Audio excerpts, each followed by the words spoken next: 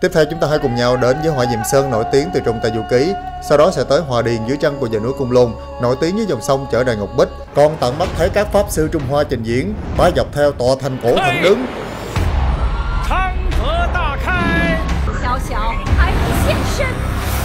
Điểm cuối của hành trình là sẽ tạt ngang thủ phủ của vùng Tân Cương, đó chính là Ô Lỗ Mộc Tề. Cùng bắt đầu hành trình dài của ngày hôm nay nhé cô bác anh chị ơi. Đây, đi thôi, ta đi thôi.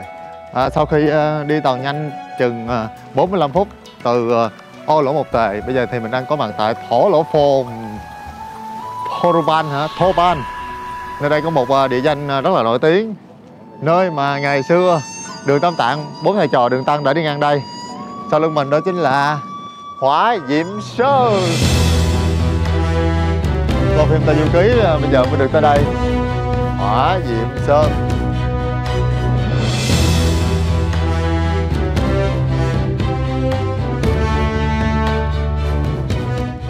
Thật ra Hỏa Diệm Sơn là một cái ngọn núi mà trơ trọc, không có một cái con suối, không một cái bóng cây, không một ngọn cỏ. Vậy mà cũng trở thành một địa danh du lịch được nhờ bộ phim Tây Du Ký để tới đây mà ghi hình. Quá lặn lội đường xa tới đây để đóng phim luôn ha. Cô Ba Dương là anh em kết nghĩa với Tôn Ngộ Không, là phu quân của Thiết Phiến Công Chúa.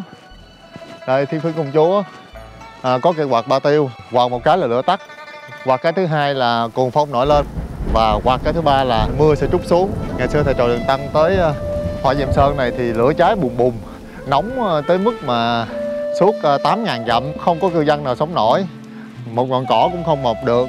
Chỉ có cách duy nhất để dập tắt lửa là mượn cây quạt ba tiêu của Thiết Phiến Công Chúa, Bà La Sát. Do là Thiết Phiến Công Chúa là mẹ của Hồng Hà Nhi, mà Hồng Hà Nhi thì bị Tôn Ngộ Không thu phục rồi đi theo Quan Thế Âm Bồ Tát để mà phò tá. Bởi vậy mà Thiết Phiến Công Chúa rất là thù hận Tôn Ngộ Không, không cho mượn cây quạt ba tiêu. Tôn Ngộ Không quạt một cái khiến cho Tôn Ngộ Không bay tới Tu Di Sơn của Linh Cát Bồ Tát, là hình ảnh của Tam Tạng với 4 thầy trò đi qua Hỏa Diệm Sơn rất là cực khổ. Thôi bây giờ mình vô trong đi, đó chỉ là phụ thôi, giờ chưa vô cho tới điểm chính nữa. Giữa sa mạc ha, một cái địa danh nằm rất là hoang vu. Địa danh này là 4A nha. Hỏa Diệm Sơn cảnh điểm. Nè hình dáng quạt ba tiêu nè. Cái gì cũng làm theo hình của quạt ba tiêu với cây thước bản, cây gậy như ý.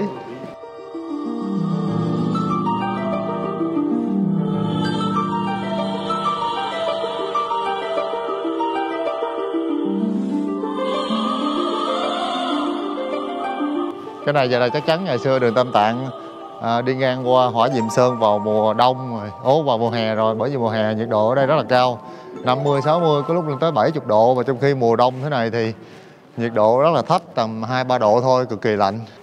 Xin sai chỉ độ, chỉ tụ.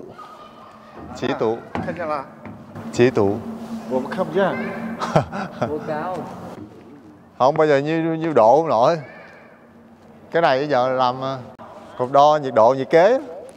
Ôi cây thước bản dùng để đo nhiệt kế trong lòng đất. Giờ mùa hè thì có thể thấy lên tới 80 độ lần, thì dã man kinh khủng. Thôi đi ra lựa nha, Hỏa Diệm Sơn đi. Nói đây sỏi dội đi trời. Quá trời vang. Mấy cái hình cột này dễ vang. Địa danh này nếu mà không xuất hiện trong tác phẩm của Ngô Thừa Ân thì chắc là đã không nổi tiếng như bây giờ. Khi mà Ngô Thừa Ân đã dựng ra thêm các nhân vật khác, nào là Chư Bắt Giới, Tôn Ngộ Không, rồi Sa Tăng. Hồi đó coi phim thì mình tưởng đâu là Hỏa Diệm Sơn là một cái ngọn núi lửa cháy phùng phùng. Nhưng mà Hỏa Diệm Sơn chỉ là một cái, không phải là cái núi nữa mà núi đất như nè. Thấy toàn là cát không à. Thì vào mùa hè thì nhiệt độ cực kỳ nóng nên gọi là Hỏa Diệm Sơn. Dựa trên luật nhân quả thì tác giả Ngô Thừa Ân đã viết ra được câu chuyện ở Hỏa Diệm Sơn này.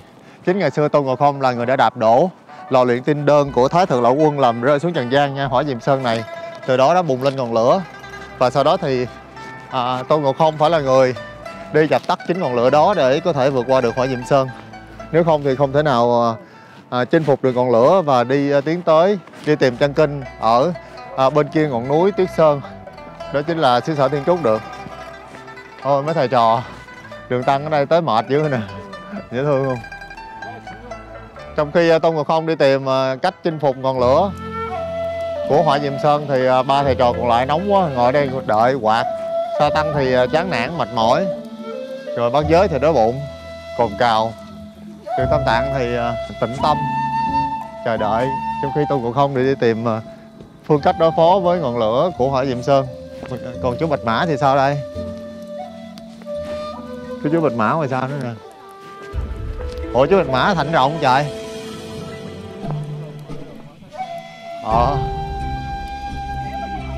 Hồi xưa mình đã ấp ủ là được thực hiện theo hành trình của Đường Tăng trên con đường tơ lụa đi tới Thiên Trúc. Thì bây giờ mình cũng đã hoàn thành ước nguyện rồi. Ôi trải dài vô tận như thế mà ngày xưa Ngài Huyền Trang có thể đi thân một mình thôi đi tới Thiên Trúc băng qua sa mạc. Đây là nơi mà chuẩn bị bước vào sa mạc Taklamakan nè. Rồi sau đó sẽ tới dãy Hy Mã Lạp Sơn, Karakoram. Rồi sau đó mới tới được Thiên Trúc.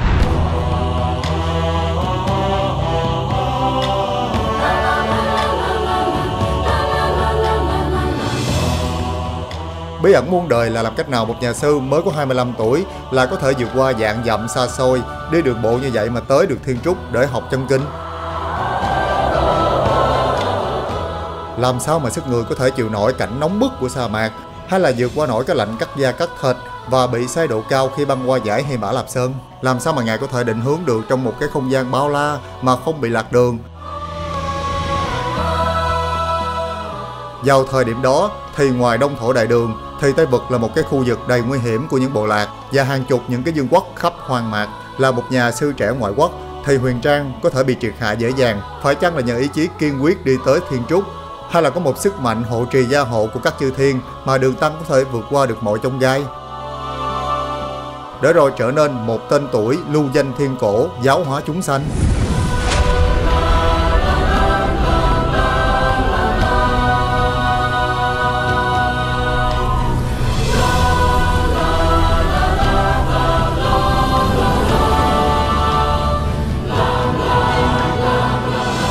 Cao Xương cũng là một thành cổ rất là nổi tiếng vào ngày xưa trên con đường tơ lụa. Ồ, đi khí thế, khí chất dữ. Nhưng biết được ngày xưa mà ta ở vậy cũng hay thiệt. Trong tổ mối. Có gì đâu coi chạy. Taklamakan trong tiếng Hán là Tháp Khắc Lạp Mã Can, là một sa mạc nằm ở trung lưu vực Tarim ở Nam Cương, là sa mạc lớn nhất của Trung Quốc và lớn thứ 10 trên thế giới. Theo ngôn ngữ của người Duyên Ngô Nhĩ thì nó có nghĩa là đi dễ khó về. Tổng diện tích lên tới 330.000 cây số vuông. Vào thời cổ, xung quanh sa mạc là các ốc đảo với những vương quốc. Có những nơi thì ngày nay là các thành phố lớn như là Thổ Lỗ Phiên, Khố Sa, Khách Thập, Hòa Điền. Nhưng mà cũng có những cái thành cổ đã bị sa mạc nuốt chửng như là Cao Xương hay là Lâu Lan. Cách Thổ Lỗ Phồn 30 cây số đó chính là thành cổ Cao Xương, từng là chốn hoa lệ dừng chân trên con đường tơ lụa, nhưng mà ngày nay chỉ là phế thành khi mà đội quân Mông Cổ tàn phá vào thế kỷ thứ 14. Cư dân trước đây chủ yếu là Phật giáo, Mani giáo và Cảnh giáo. Người Dương Ngô Nhĩ cũng đã cải sang Phật giáo và cũng đã bảo trợ cho việc xây dựng các hang chùa gần đó. Mọi người thấy cảnh này có quen không? Đây chính là cảnh quay ở trong Tây Du Ký năm 1986 tập 17. Khi mà thầy trò Đường Tăng tới đây thì thấy người dân ở đây quá khốn khổ do là hạn hán từ Hỏa Diệm Sơn gây ra. Cao Xương còn đỡ hen, chứ Lâu Lan là một cái thành cổ cách đó không xa, lại không còn bất kỳ di chỉ nào hết. Một cái vương quốc mất tích bí ẩn giữa sa mạc mênh mông. Theo ghi chép thì trong 36 nước Tây Vực thì kinh tế và văn hóa của Lâu Lan là phát triển nhất. Nhưng mà việc bị cát bụi vùi lấp như vậy rồi biến mất vĩnh viễn khiến cho các nhà khảo cổ hết sức đau đầu, khi mà cổ thành này mới được tìm thấy vào năm 1990 thôi. Và có một thứ còn sót lại khiến cho ai cũng phải ngỡ ngàng, đó chính là xác ướp của người đẹp Lâu Lan.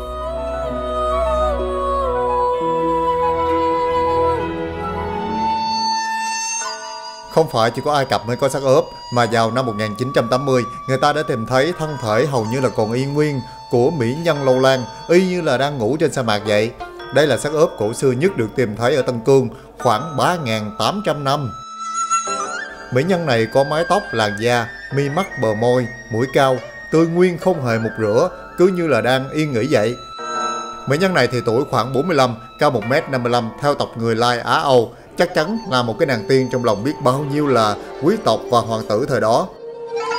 Ngoài ra thì người ta còn tìm thấy rất là nhiều thi hài khác cũng được bảo quản cực kỳ tốt trong điều kiện khí hậu khắc nghiệt của sa mạc, làm cho người đời nay không khỏi tò mò về các vương quốc cổ đại vào thời đó.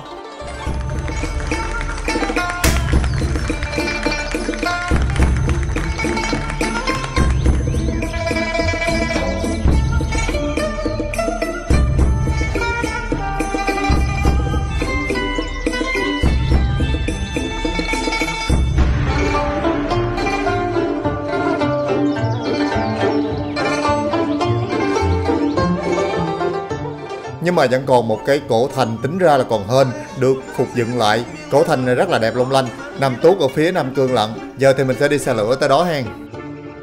Và ra gần đây đó là núi Côn Lôn và sa mạc Taklamakan. Thì là Trung Quốc có hai tuyến đường ray rất là nổi tiếng. Một là đường ray cao nhất thế giới đến Tây Tạng. Và thứ hai đó là tuyến đường ray xuyên qua sa mạc dài nhất thế giới, xuyên qua sa mạc Taklamakan luôn, tới khoảng 2.400 cây số. Kinh khủng thật. Rồi người đến bên này tới người. 这个是哪一个国家的？越南。越南是吧？ 越南rồi. Tới nhân viên làm trên tàu điện cũng đẹp, xe lửa cũng đẹp.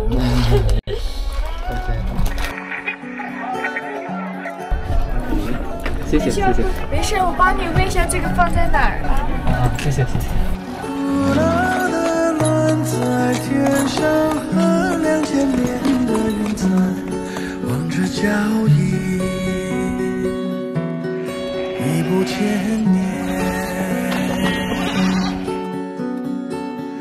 黄沙柔软的怀抱，穿着风的线，仰头呼唤，光阴回转。 Được chơi cưỡi ngựa luôn nha. Chúng ta đã có mặt tại Thảo Nguyên Tân Cương đây.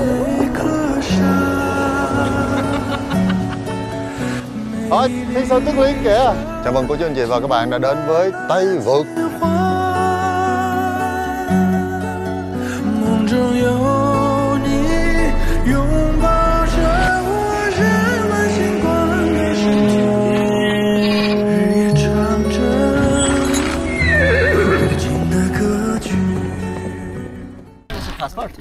Passport. Yeah, passport. Yeah,英语. Tự nhiên báo công an chi chạy.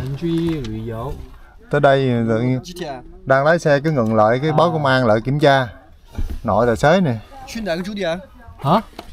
你们准备去哪个酒店？酒店 hotel。 Hotel. 他知道。 Đi qua đây bị công an thổi lại kiểm tra hoài. Đậu. Chưa thấy ở đâu mà cảnh sát, biệt đội cơ động, rồi quân đội nhiều như là ở Tân Cương luôn á, đi chút xíu là gặp. Đấy qua đường. Mà bên này hả, chưa từng thấy cảnh sát Trung Quốc ở đâu mà lại cầm súng to bự như vậy luôn. Nè, biệt đội cơ động khắp nơi giống như là luôn trong tình trạng quan sát. Ở Tân Cương mới nhiều nha, chứ đi vùng khác cũng không có nhiều nữa, lên Tây Tạng cũng đâu thấy đâu.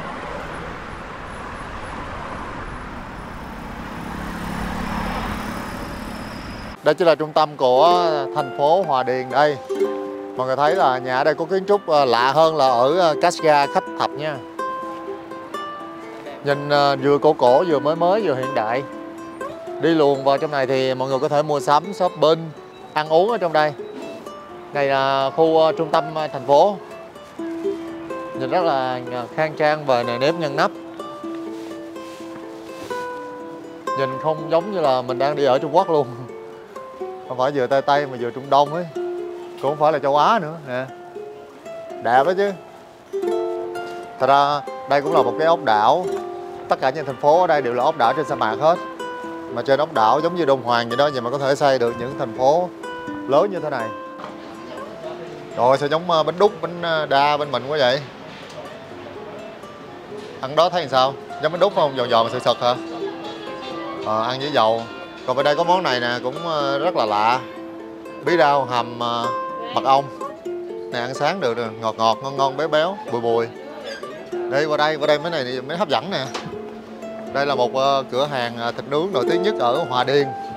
Ôi, bán quá trời đông rồi. Đây mọi người thấy là trong này một ngày bán mấy trăm con gà nướng luôn. Có ngỗng nướng, ngan nướng, vịt nướng, dê nướng, cừu nướng. Kìa, nhìn cái lò kìa, nhìn thấy ham luôn á. Lò đặc biệt là đào xuống đất như vậy đó. Đi xin vô trong. Cái gì pha trong à? Xịt xịt. Anh này nướng thịt tội nghiệp quá, cay mắt dữ rồi. Ôi, đây là nướng bằng than củi không à. Một cái lò gì nướng được cả chục con gà, con ngan, con ngỗng. Rồi bỏ xuống cái lò này nướng ở dưới.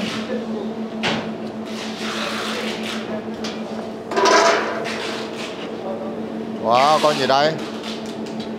Có nướng bồ câu, có nướng gà, có nướng vịt nữa kìa.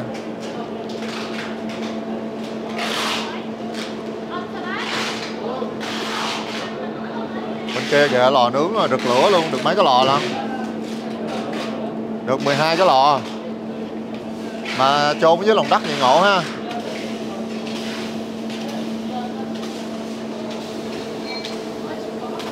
Nóng dữ luôn á trời. Nóng lắm, chịu không nổi luôn.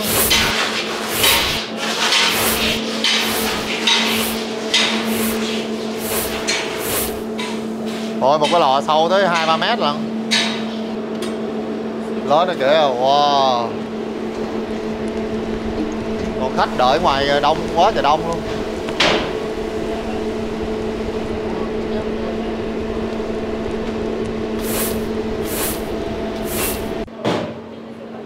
Vậy là cái nhà hàng mới nãy mình ăn bên đó là chung với bên đây nè.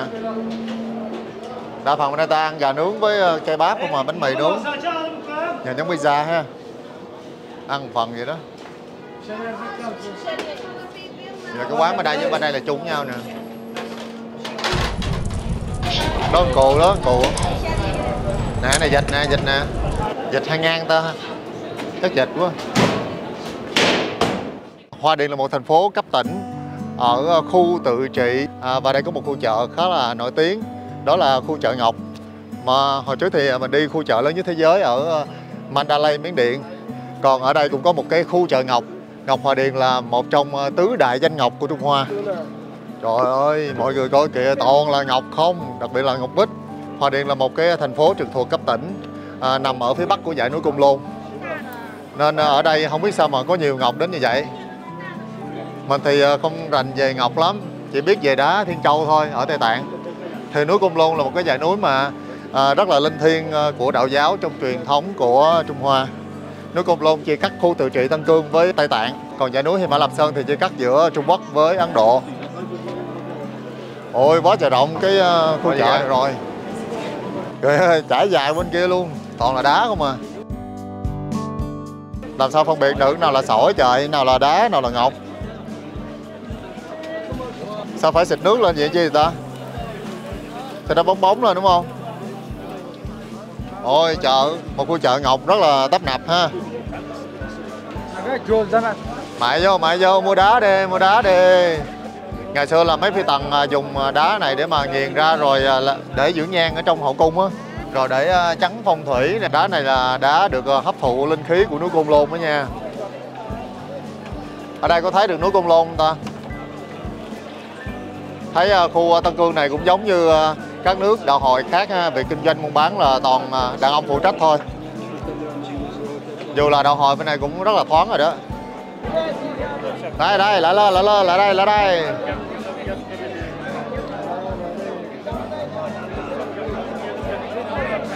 Cái gì? Không phải là stream đâu, đây là trả giá mua bán tại chỗ luôn nè. Có livestream nữa. Tao có livestream không?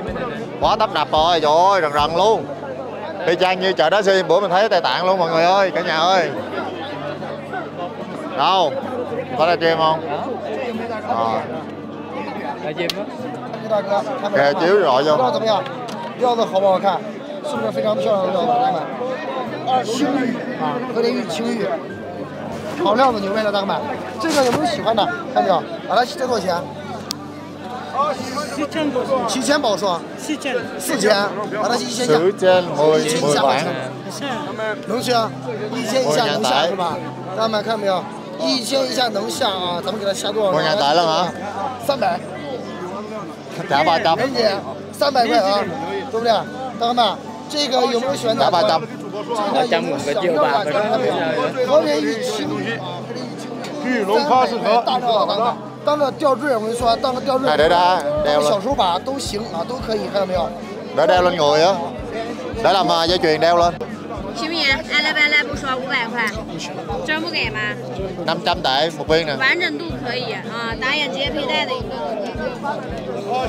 为什么要 500 拍 tệ là 我？ tới 1,5 triệu rồi hả? 为什么要拍我？好，来这边玩吧。玩。好厉害呀！ Quá lợi hại, hảo ly hai à. Pahoka đang đứng ở một cái dòng sông của ta là Ngọc Long Khách Thạch là một dòng sông chảy từ núi Côn Lôn xuống. Đặc biệt là sỏi bự không rồi nha. Người ta sẽ đi xuống đây để mà tìm ngọc bích. Kìa có mấy bạn đi tìm ngọc bích kìa. Dòng sông ngọc bích. Ngộ thì quá trời đông người ở dưới luôn nè. Xa kìa. Đào tìm ngọc. Ở đây đào tìm ngọc không phải là đi tới những bộ đá nha, mà tìm ngọc ở trên sông. Tới Hòa Điền thì mọi người sẽ có cơ hội là tìm ngọc bích, tận tay lựa ngọc bích. Biết đâu lựa được ngọc nào đó là một đêm trở thành đại gia luôn. Một viên sỏi ở mình không có giá trị, nhưng mà qua Trung Quốc trở thành một viên ngọc có giá là 5.000 tệ, là gần 20 triệu một viên. 喜欢什么？和田玉。很喜欢。很喜欢哈，他们是越南人啊，我刚才还以为他们。啊，đây cũng quay nữa。你是？你给我讲一句越南人，然后怎么打招呼？你给我讲一句好吗？说慢慢一点。你就是给我讲一句，用你们的越南语打招呼，就是说个你好，越南话讲。啊，xin chào，xin chào，xin chào。像蒸饺。xin chào，xin chào。都几岁？多大？啊。32. Và mình sống Pakistan, lại Trung Quốc, Pakistan. Alo 124 nó sắp. Ở Hòa Điền này có một thành phố cổ rất là nổi tiếng có tên là Ước Đặt Hàng Cố Thành. Một thành phố cổ mà nằm khi mà tàn tích của nó đã bị chôn vùi ở sa mạc. Khi mà tìm thấy thì người ta đã tìm thấy di chỉ của thành phố này là dưới gần 10 mét. Và bây giờ thì họ đã phục dựng trở lại thành một cái thành phố cổ rất là đẹp. Trời gì trong đó đông quá vậy. Vào buổi chiều tối thì mọi người nên đi vô khu này nha. Ở đây thì có 2 chương trình. Một chương trình vào buổi sáng thì chỉ có 20 tệ thôi. Nhưng mà nếu đi vào buổi tối là giá vé tới 135 tệ. Bởi vì phần trình diễn trong này rất là hoành tráng, nhiều tiết mục rất là đặc sắc. Giờ mình vô mua vé thôi. Trời ơi, gì trong đó mà đông như vậy? Hả? Có tượng Đường Tăng trong đó nữa. Ôi, con nít không mà nguyên trường học luôn. Wow, phố cổ lên đèn thiệt là đẹp.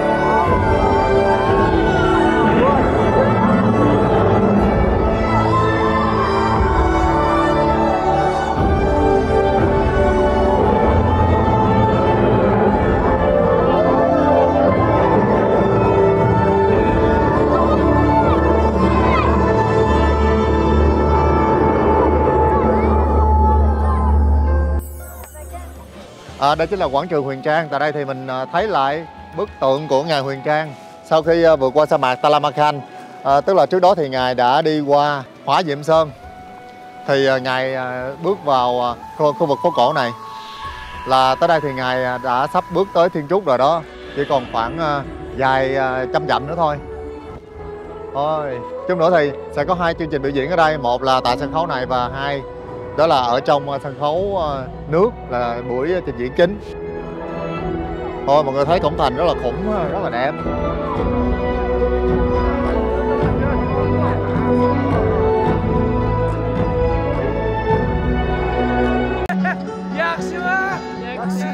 Dù đây chỉ là một cái cổ thành tái hiện thôi, nhưng mà nó mang một cái phong cách rất là ấn tượng và đặc biệt độc đáo. Trước giờ thì mình thấy những cái thành phố tái hiện và bản sao của những thành phố nổi tiếng ở châu Âu thôi, như là Venice hay là Santorini. Duy cổ thành này lại là một cái thành cổ mà tái hiện lại phố cổ của Ba Tư ngày xưa, hay là vùng Trung Á, Trung Đông. Hồi nhỏ khi mà coi những cái bộ phim như là Aladdin, Thuyền trưởng Sinbad thì rất là mê phong cách cổ của vùng Trung Đông và Trung Á. Hồi trước thì mình qua Ba Tư, Iran lại không thể nào mà chìm đắm trong một cái không gian hoài cổ như thế này.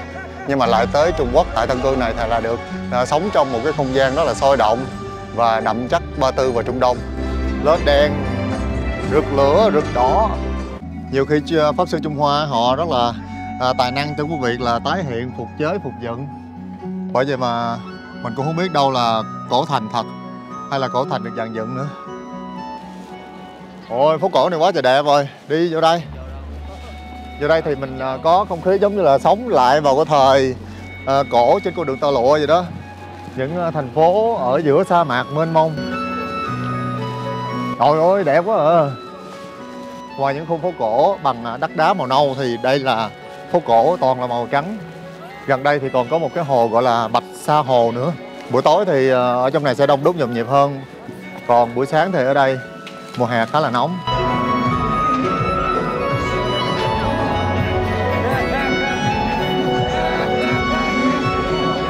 Sao không thấy ai bán buôn vậy trơn trời? Vậy là vô đây chủ yếu là coi biểu diễn thôi á.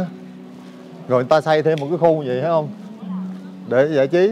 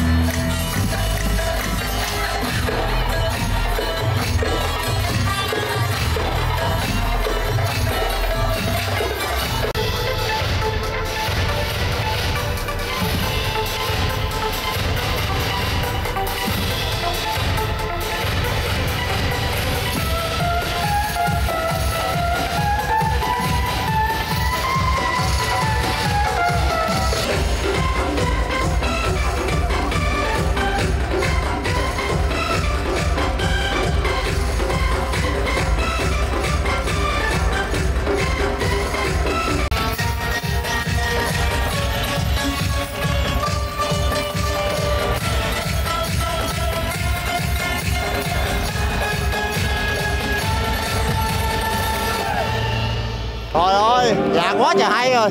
Chương trình rất là hoành tráng, chưa bao giờ mình đã coi rất là nhiều show ở Trung Quốc rồi, nhưng mà có thể nói show này để lại rất là nhiều ấn tượng đối với mình. Tại vì mắt khán giả chạy một vòng nguyên cả một cái cổ thành luôn. Chương trình rất là ấn tượng. Thích nhất là cái màn mà bay ở trên cổng thành.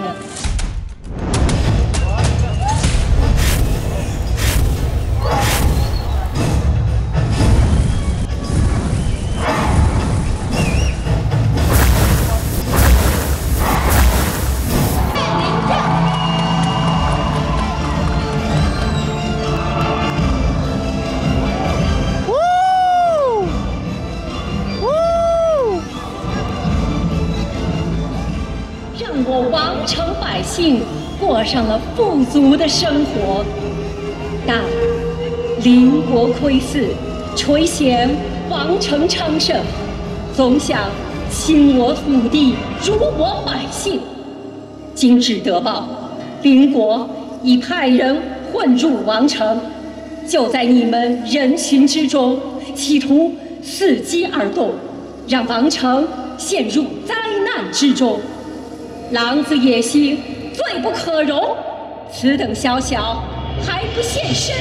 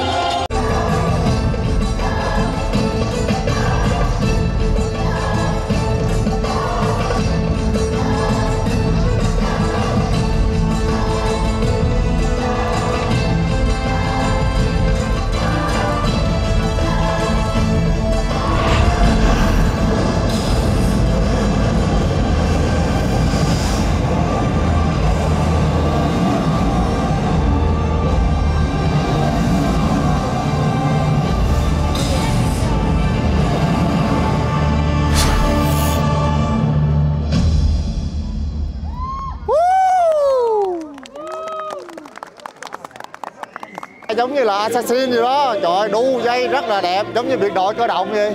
Chương trình là diễn ra từ 8 giờ mà tới 10 giờ mà biểu diễn liên tục luôn. Và mọi người phải tranh thủ chạy nha. Chạy từ chỗ này tới chỗ kia. Và khi mà canh sắp hết chương trình này là phải chạy qua điểm tiếp theo để mà coi được gần nhất. Nếu không thôi là mọi người đứng rất là xa. Hình như ngoài đây còn biểu diễn nữa nè mọi người ơi. Mọi người thấy là ban đêm cả cổ thành lên đèn quá trời rực rỡ luôn. Mà còn kết hợp với voi, ngựa, rồi trang phục cổ trang.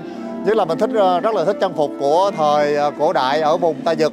Quá trời cái show vậy mà hoành tráng thì ghê luôn, từ âm nhạc cũng hay nữa. Một cái bài hát chủ đề của cổ thành này rất là hay. Kể lại câu chuyện lịch sử xa xưa thì vùng Tây Vực này trên sa mạc thì có rất là nhiều những cái thành cổ. Và từ từ thì nhà Hán họ mới chinh phục. Vừa cảm động, vừa ấn tượng, vừa độc đáo và để lại rất là nhiều dấu ấn đối với các khán giả tới đây. Có một cái xu hướng biểu diễn rất là rộ lên ở Trung Quốc, đó là bắt khán giả chạy để đỡ buồn ngủ. Trời ơi, vận động còn hơn là cả diễn viên nữa. Giả cũng không biết là còn biểu diễn hay không và màn trình diễn tiếp theo sẽ diễn ra ở đâu nữa. Cứ chạy tá la tập lum hết trơn. Chạy từ chỗ này tới chỗ kia, có người chạy lạc nữa. Mới nãy tưởng đâu là kết thúc rồi xúm nhau đi ra ai về. Người ta nói là hãy dậu còn nữa, xúm nhau chạy vô trong coi tiếp. Quá trời mắc cười. Thôi chắc là xong rồi đó. Vậy là bây giờ cũng 10 rưỡi rồi. Trời ơi, bây giờ trả lại sự yên tĩnh cho cổ thành thôi. Mình đi về. Mình đi từ Y Ninh tới Y Ly. Và đó chính là hồ Sa Giam, một trong những cái hồ mà cao nhất, rộng nhất Tân Cương.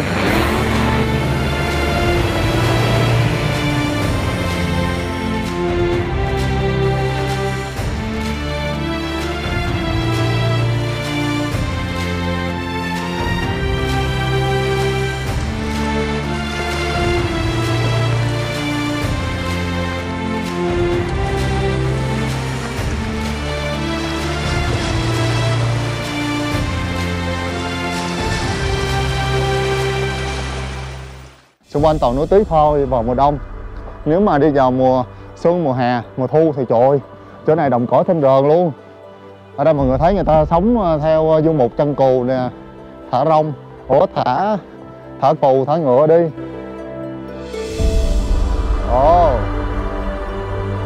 Đi Nội Mông chưa chắc đã thấy được cảnh chăn cừu này nha. Mà lại Tân Cương thì thấy người ta đi chăn cừu nè, dễ thương, núi tuyết xung quanh. Đây chính là hồ Sa Ram. Nơi này rất là gần Kazakhstan. Trong tiếng Kazakhstan thì hồ Sa Ram nghĩa là phước lành.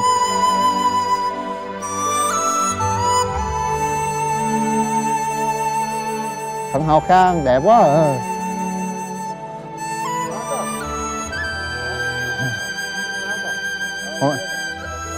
Với anh lại thôi. Đẹp quá à. Lạ đó, đẹp quá nè. Quên lên. Rồi đây có liều du mục nữa nè. Giờ sắp mùa đông nên cỏ héo hết trơn, không biết mấy gia súc ở đây ăn cái gì trời. Ăn cỏ khô vậy hả? Hồi đau lắm, không biết cởi rồi té chết. Nằm ở độ cao là 2.000 m so với mặt nước biển, mặt hồ rộng tới 450 cây số vuông, như một tấm gương phẳng được mệnh danh là viên ngọc lục bảo của Tân Cương. Để tới đây thì mình phải thuê xe riêng đi 2 chiều luôn, từ Y Lê với giá là khoảng 3,5 triệu. Vì khoảng cách từ Y Lê tới hồ tới gần 200 cây số lận. Mùa đông thì mọi thứ ở đây đều đóng băng hết. Trời quá trời lạnh. Đẹp quá chị Nhung ơi. Đẹp quá thầy ơi. Núi Thiên Sơn rất là nổi tiếng bên cạnh núi Côn Lôn ha. Núi Thiên Sơn trải dài từ biên giới với Kyrgyzstan cho tới tận Tây Tạng.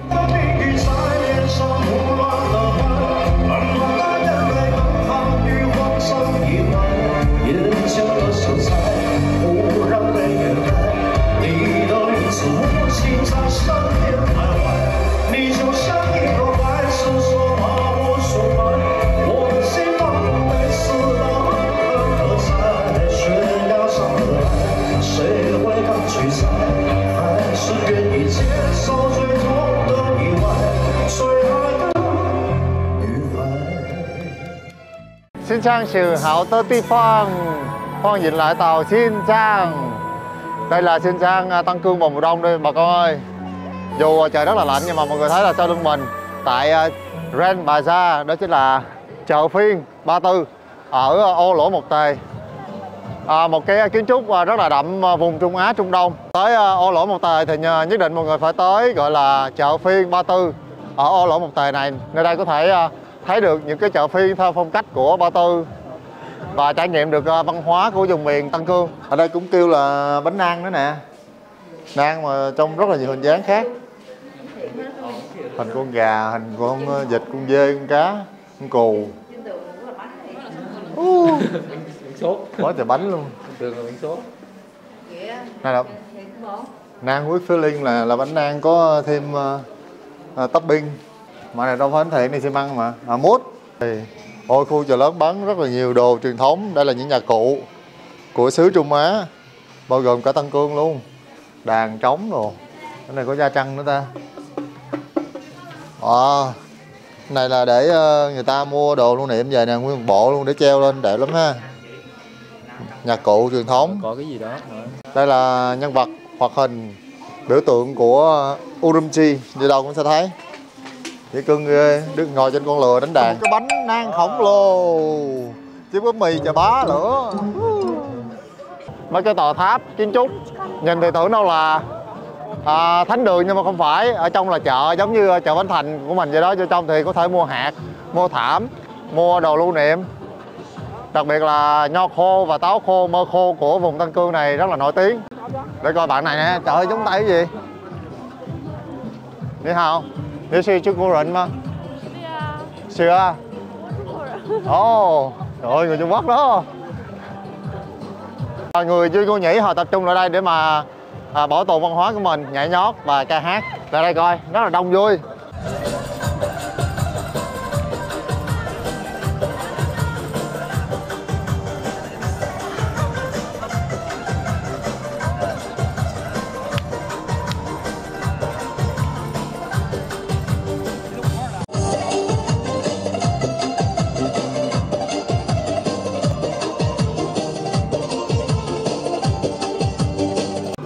Nhạc bài nghe không hiểu hết trơn chạy. Trời ơi, có bạn này đẹp quá nè, qua đây, ra đây.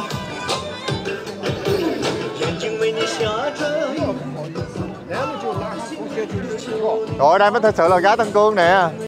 Này mới thật sự là gái Tân Cương nè, đẹp quá à. Hồi ai cũng tự tin khoe dáng, rồi khoe những bộ điệu. Một không gian rất là truyền thống.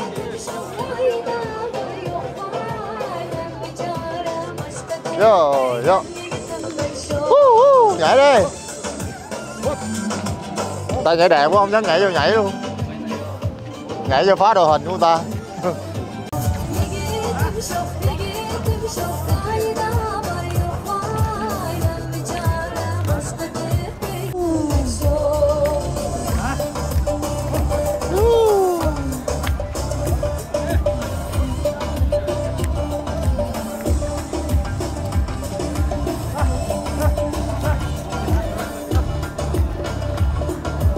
Xoay. Ai đẹp trai nhất? Đi chơi xoay.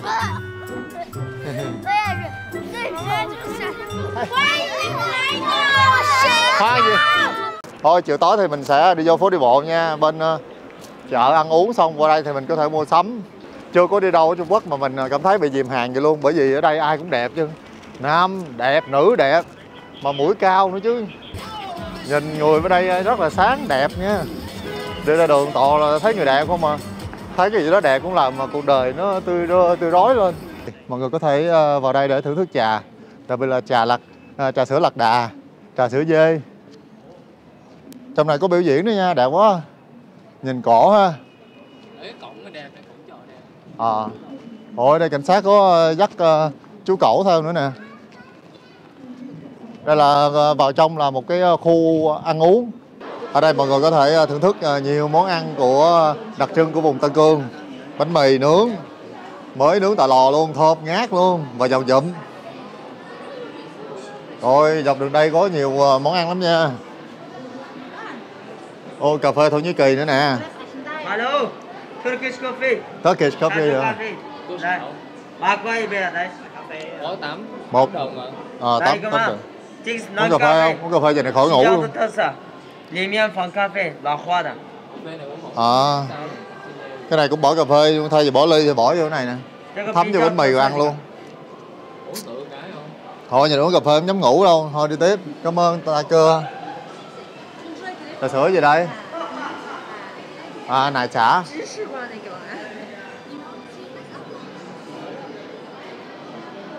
Ba sườn đây. Mấy cái quầy hàng bên này đẹp quá ha.